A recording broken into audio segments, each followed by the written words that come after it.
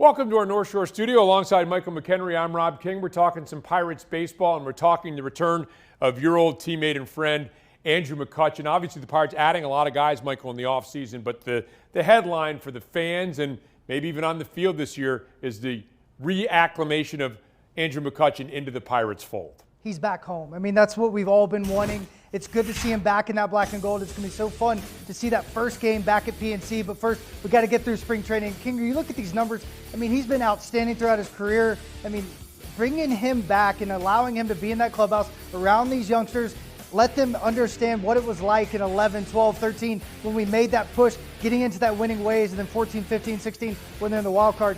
These guys are going to soak this in. They're going to love it. And Kutch is so willing to pour into these young guys.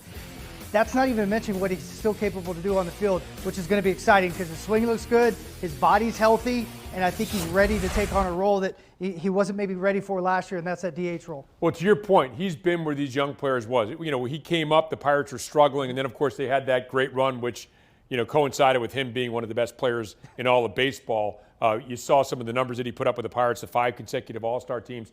But he's also adjusting. They're going to use him in the outfield, but adjusting to the DH role, that's, you know, seems like something he felt more and more comfortable with as his season went on last year with Milwaukee.